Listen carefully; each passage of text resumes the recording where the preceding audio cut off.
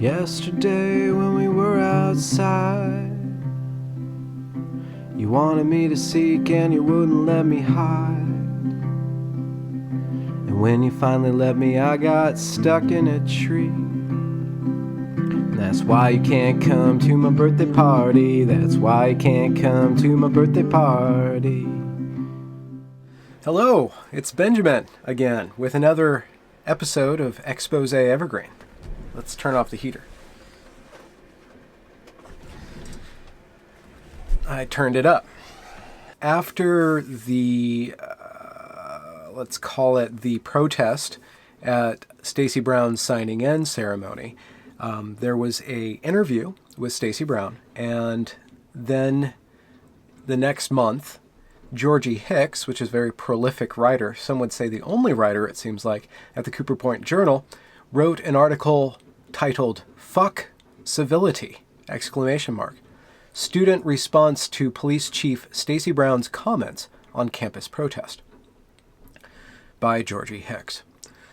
The last issue of this publication included an interview of Stacey Brown, the new Evergreen Chief of Police. Well, she was new in the fall. It's now March 2nd. Within that article, Brown made several comments that I found unacceptable and in need of dissection. Brown says that in her time as a student at Evergreen, she graduated in 2006, she never saw anything like the protest that occurred at her swearing in. Quote, "I never would have imagined that would come from the Evergreen State College. I mean, we're peaceful, right? Question mark. End quote. Brown continued, "I didn't see anything like this when I was here. Heated discussions, sure, but they were always civil." Georgie writes, "I find it concerning that the new chief of police seems to have no understanding of the current political atmosphere on this campus or the nation at large, which has been quickly becoming more radicalized in response to police brutality, murder, and enslavement in the prison system committed and perpetuated by this nation's police force. Black Lives Matter and local events such as the shooting of local black men Andre Thompson and Bryson Chaplin have pushed this radical resistance into the mainstream. It seems odd that Brown, who has been a police officer for Lewis County Deputy's Office for the last 20 years, hasn't heard of any other protests at Evergreen, notably the protest that occurred on campus in 2008. Information about this protest is easily accessible. A riot occurred during a Dead Prez concert on campus, during which a police car was flipped over and the police were chased off campus, all of which was widely reported on by the news. Considering that Brown's swearing-in ceremony did not occur until winter quarter of this year, I would assume that before accepting the position, she would have made herself aware of the numerous and ongoing direct action protests at Evergreen throughout fall quarter of this year. All this with the added bonus of the inclusion of the word civil, a word which currently and historically has been used to delegitimize and shut down black and brown people often fighting against uncivil treatment in the first place. A willingness to use this word connotes a lack of understanding of racial issues in this country. With this, along with her mention of things like this not happening in 2006, and her general demeanor when speaking about policing, it seems Brown may be stuck in ideology from the past. Where does ideology come from if not the past? Does one invent an ideology in the present? Or does one assemble an ideology from ideas and experiences of the past? Or is she saying that it's an old or an outdated ideology? Perhaps that's what she's saying. Brown's attitude seems disturbingly reminiscent of arguments for America as a post-racial or colorblind society, an ideology that has proven to be false and harmful. Brown's previous statements, coupled with her admittance that the police do regularly use and watch Facebook to keep tabs on students, has me quite worried about Evergreen's choice of chief of police. Are we just supposed to accept the fact we live in a surveillance state? Well, yes, we do. I'm not comfortable with that either, Georgie Hicks. But Facebook is a public message board. So if you guys are going to be stirring up shit, quote unquote, stirring up shit on Facebook, the police, it's kind of their duty to be looking at that, because if something goes wrong and the information was already out there, then they are liable for not being prepared or stopping that thing which has gone wrong. Now, that thing that goes wrong might be going wrong against the system that you want to defeat, which, I would understand why you're worried about that. But at the same time, if there's like an active shooter or a riot going to happen, the police really need to be doing their jobs and being informed. So, yes, it's a dicey issue, but it could go both ways. Shouldn't we be concerned that police services and the administration is admitting to watching Facebook? That they admit to having students who provide information about student planned actions, that they shut down planned protests that are not only completely legal, but also intended to be peaceful. In the last issue of POC Talk, so she's the one who writes this column, questioned whether I would believe the school if they put out a statement alleging they weren't spying on students, but I never thought that the chief of police would come right out and admit it. Brown goes out of her way to seem to dismiss bad apples in the police force as if it is reasonable to compare police to other professions, stating, I know that there are bad apples in every bunch, whether it's teachers or doctors or cops, quote, unquote. This statement shows a disregard for the differences in the power that police hold over citizens versus the powers that doctors and teachers possess. When doctors murder people in need of medical help, they lose their license, unlike police, as we saw with the officer who killed Eric Garner and the other non-indictments of many other police who have murdered black people.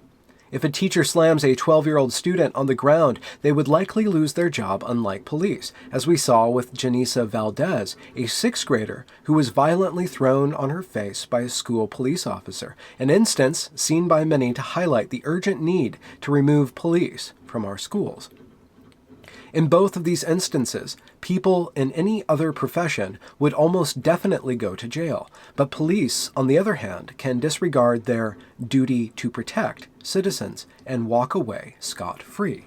Now, side note, yes, we do need to be aware of issues of abuse of authority that police have and the power that police hold and wield. And Evergreen itself has apparati in place to regulate. They have a community police board that reviews the documents coming to and from the community and the police and the actions, and they make recommendations, as well as there's a lot of other ways of keeping police accountable. That's one of the main ways that we keep those who have authority accountable, is through documentation and through the apparate of bureaucracy. At the same time, Georgie seems to be making this move, and she'll make it very strong here coming up, that all police out of hand are not to be trusted. But I'll let her say that herself. Brown has expressed commitment to promoting quote-unquote community policing, which is really just police lingo for police public relations campaigns and programs that encourage snitching, destroying any real sense of community as more of those around us become part of the police surveillance apparatus. Her idea that reforms to foster community engagement with police would address the problems of policing illustrate a complete disregard for the threat that police pose and a misunderstanding of students' problems with having police on campus. Now, maybe that's the case, that some Machiavellian police chief says, let's do some community engagement to get more snitches on our side. It could also be the case that Stacey Brown, in her capacity as chief of police, saw that it's very important that the relationships between the police and the community are positive so that when something goes down, everybody can work together to resolve the issue. To dismiss her out of hand and say that any policing is necessarily evil or bad or wrong is, it's acting in bad faith with regards to whether or not Stacey Brown is a worthy person to be in that position. And furthermore, Stacey Brown's idea that reforms to foster community engagement with police would address the problems of policing illustrate a complete disregard for the threat that police pose is false. It's false. Perhaps Stacey Brown is seeing that in order for the threats of police acting out and community members acting out to be mitigated, to reduce the threats of these two people not getting along, perhaps we should form a sense of community between them. Now, there are only 9, last year, there were only 9 police officers for the entire campus. And these police officers are paid for by the state. They don't report to anybody except for the state and George Bridges, or the administration, student affairs technically. That is, they're not connected to Thurston County. They're not connected to the Olympia Police Department. They are completely localized, and therefore they have the greatest capacity to actually be community members. And we see with Georgie Hicks, and then we see at the inclusion rally when one of the professors, Julie Russo, basically implicitly states that the police are here, but they're not a part of our community. You will see some police officers probably around the periphery. They're not here to engage with the campus community, but they are nearby in the event of external disruption. 2 weeks ago when you borrowed my shoes, I had to go outside to pick up the news. And when I wasn't looking, I stepped on a bee. Ouch! And that's why I can't come to my birthday party. That's why I can't come to my birthday party. You see this tension between the community that only wants to see police in the negative light. The optics that the students hold on police they never allow those optics to change. They always only reinforce their optics, their opinion that the police are negative and that the police are there to harm people. To continue, Brown says that she cannot talk to people who don't want police at all, painting them as unreasonable, which seems par for the course for the school's dismissal of the fact that policing is a racist and classist oppressive tool used to keep down and imprison the most vulnerable citizens. Now, while the police force can be used as a tool to accomplish oppression and suppression, it can also be used as a tool to provide safety, guidance, and comfort to the community. It is a tool in and of itself. And there are apparati or apparate in place to reform, especially at Evergreen, to reform and to better how the police interact with the community. But to continue, police services and campus police may argue that campus police are here to help students and are less harmful than other policing institutions. However, even campus police are part of an apparatus that criminalizes and enslaves black people and those who attempt to take action against white supremacy. This is seen in their cooperation with other law enforcement agencies, in addition to the active role that Evergreen police have historically taken in repressing students who attempt to change the status quo and the social order. I think she gives at least one example of this in the following paragraph. This school's police have a history of spying on students. In 2009, it was revealed that the campus police shared information about student groups with John Towery, an informant working with the U.S. military.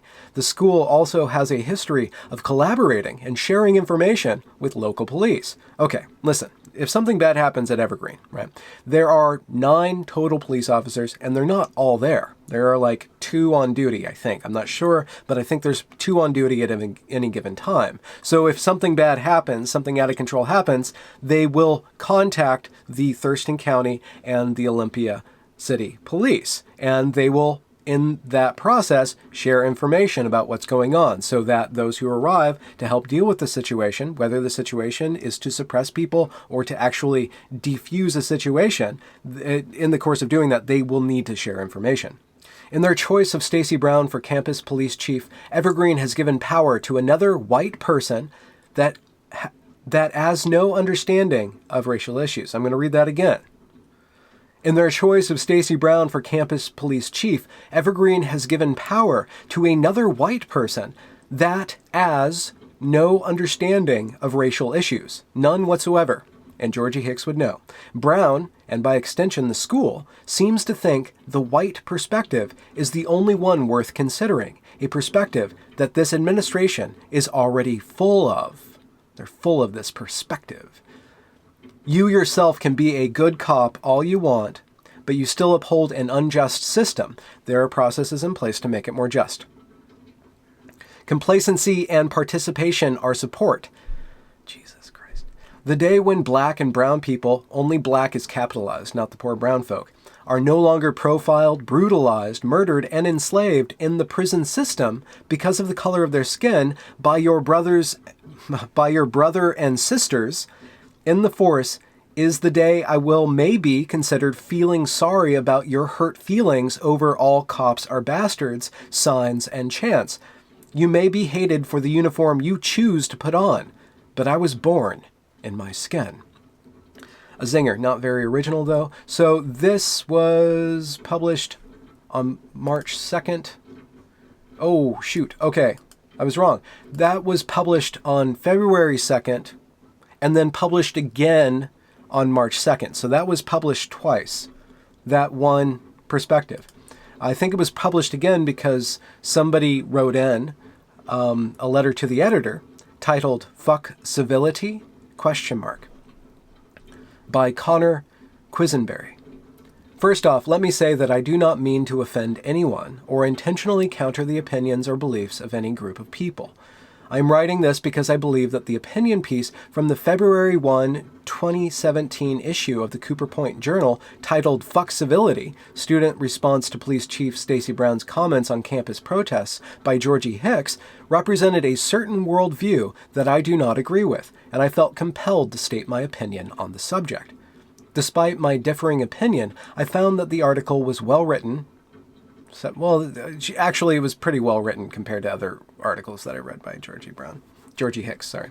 I found that the article was well written and is very persuasive in its argument. I don't find it that persuasive. Georgie Hicks does a good job of breaking down Stacey Brown's comments and provides convincing arguments for Brown's lack of understanding on the current political atmosphere on this campus or the nation at large. Maybe, perhaps, Connor is steel manning Georgie Hicks, probably. However, Hicks later goes on to write, quote, "Brown says that she cannot talk to people who don't want police at all, painting them as unreasonable, which seems par for the course with the school's dismissal of the fact that policing is a racist and classist oppressive tool used to keep down and imprison the most vulnerable citizens. I can agree that the police force can be interpreted in this way, but Hicks claims that this is a fact when she says, the fact that, quote unquote, I believe that any subject can be interpreted from multiple viewpoints. Imagine that. But Hicks seems to suggest that the only thing the police are is a racist and classist oppressive tool, quote unquote. I find this to be narrow-minded and an expression of an unwillingness to see other opinions on the issue." He's going to get hell from Georgie Hicks, who basically controls the newspaper. "It is my belief that a police force or some group or organization that enforces the law is a necessity in a modern society. Without a designated group that has been entrusted to enforce the law, it would then be up to the citizens of every community to take the police's place. However, this contradicts the current criminal justice system. A citizen cannot arrest another citizen, even on allegations of criminal behavior. If you make it legal for people to do this, then there would be the problem of conflicts of interests. Say you get into an argument with someone, then that person threatens to arrest you on false charges. That would not only shut you up, but seriously damage your relationship with that person. The courts would be constantly flooded with false accusations stemming from personal conflicts. There is a point of contention. There is someone in this room who is documenting us, who has been Islamophobic, and I think it's pretty obvious who it is, and I would like that person to please stop documenting us. I was just taking some video. For what? Same reason she is. I'd like to know why. As a Muslim man, I'm afraid to be in this room with you right now. This is very good. We have reports that he's not taking videos and that he's taking photos of individual students who are speaking. So this is an opportunity for community accountability. And so, listen up. This is an opportunity for community policing. Like, why are we in this room? Okay? So I want the people next to him to watch him delete every photo that he's taken of this space? So I'll delete my videos if she deletes her live stream. It's already going on. My live stream is public. Everyone can see it's publicized. Because people feel uncomfortable with you and your comments. And why? People who haven't felt comfortable coming forward have mentioned these things, and so we're trying to create an accountability process. Are you going to hold yourself accountable? Are you going to delete those videos? No, I'm just gonna leave with the video. I was asked to speak up on this, and the reports are that from like many people who have come up to me that this person has a history of like Islamophobic comments, and that people were very uncomfortable with like his documentation of people in this room by like taking photos and videos of like people, like individuals up close. Oh, and I did mention he did mouth something at me. He was mouthing things at me. That was the point where I had to say something. And early one morning when I got out of bed, I tripped on a toy and I bonked my head. And that toy was there from when you visited me. That's why you can't come to my birthday party. That's why you can't come to my birthday party. The point is, there needs to be a clearly established group of people who enforces the law. That's a good point. However, Georgie Hicks, from all apparent evidence, has a personal conflict with the police, which may or may not prompt her to make sweeping broad generalizations as though they are facts against the police. A more self-aware police that lack impunity and see themselves as servants of their community, instead of seeing themselves as catching the bad guys and enforcing the law with an authority complex, would be more beneficial than abolishing the police force altogether. When I see Stacey Brown, I do not see her as a racist or a sexist. I see her as a person who is trying to make an honest living by enforcing the law. That, of course, does not mean that she isn't a racist, sexist, has an authority complex, or a belief that she is above the law. But until I am given concrete evidence to prove such accusations, I cannot see her as an inherently bad person. In other words, she, like every individual, no matter their race, gender identity, or occupation, should be seen as innocent until proven guilty. We cannot see Brown as simply a symbol of police oppression that dehumanizes her and makes assumptions about her based on stereotypes of police officers.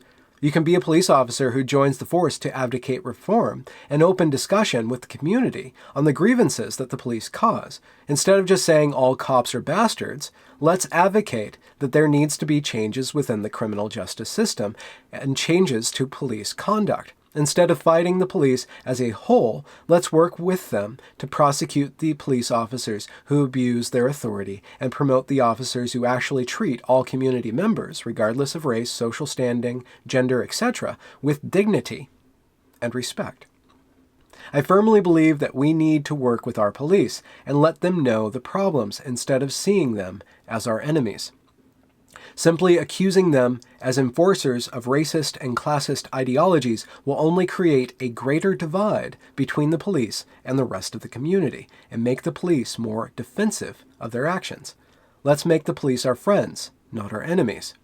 Now, again, that was published posted on March 2nd, and then Georgie reposted her article, not abusing her power in this situation at all.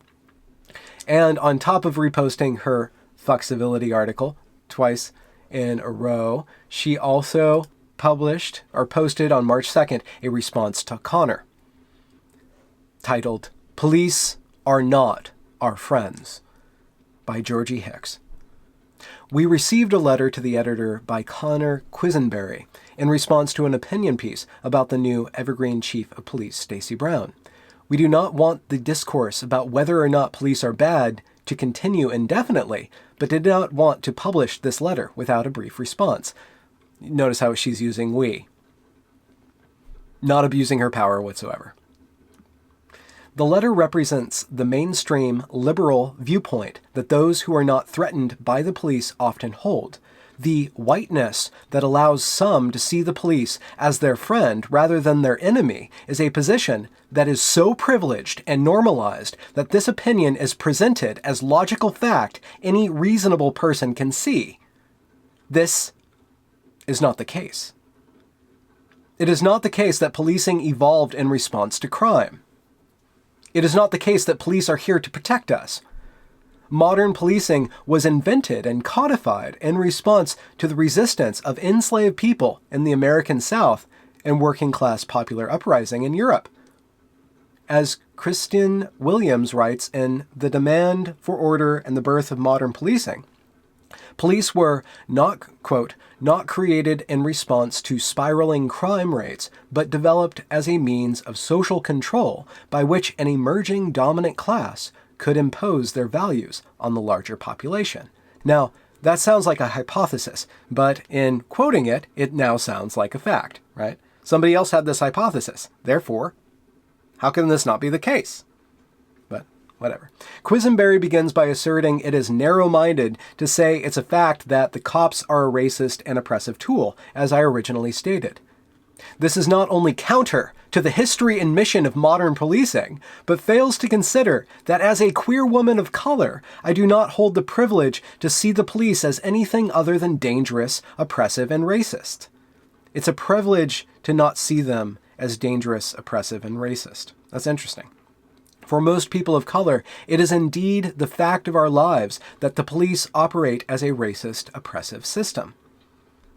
That might be true, but she's biting off a lot by saying that she's talking for this entire group. She claims authority, one, by saying we, one, by abusing her position, by reprinting her letter, and then by immediately responding negatively to somebody who writes in negatively against her. Furthermore, now she's claiming the authority for an entire race. No, not even an entire race, but all people of color.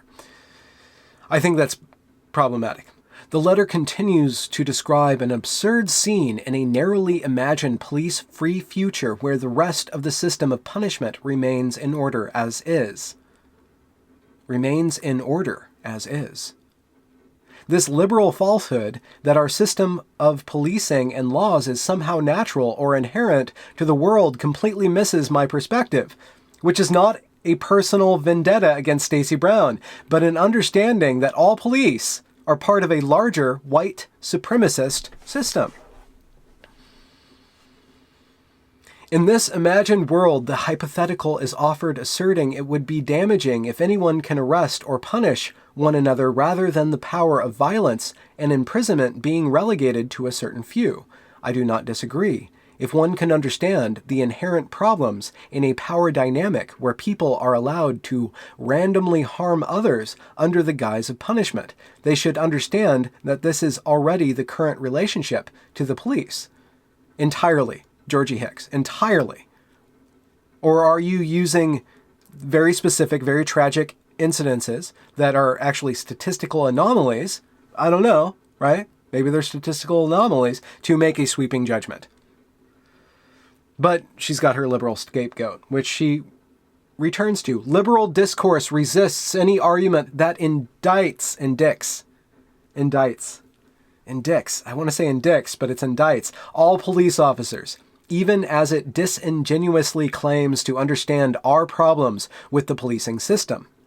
Quisenberry's letter says, quote, "We cannot see Brown as simply a symbol of police oppression that dehumanizes her and makes assumptions about her based on stereotypes of police officers," end quote. What this means is Quisenberry refuses to see her as a symbol of police oppression, most likely because they are not oppressed by the police. I do and can and will see all police who have chosen to join a violent force that upholds slavery to this day as a symbol of oppression. Now, perhaps she's right. Perhaps she's justified to say that. Perhaps, however, as a student and as a young person, she should be open to her views being changed. Maybe. But maybe that's just not the Evergreen way. Or, sorry, the Cooper Point Journal way, to be more specific. Saying, quote, "Let's just treat everyone nicely," end quote, does not work! Exclamation. We have been asking nicely for much longer than either of us have been alive. What? We have been asking nicely for much longer than either of us have been alive. The victimized in this country should not be made to jump twice as high to make the police our friends when the police were never meant to be our friends in the first place. The police will never be my friend. And if you bust out of the white liberal fantasy they help you uphold, you'll see they shouldn't be yours either. So petulant. They're not my friend. You can't be my friend. By the way, I got fired from the preschool for singing a song titled You Can't Come to My Birthday Party. But that's another story.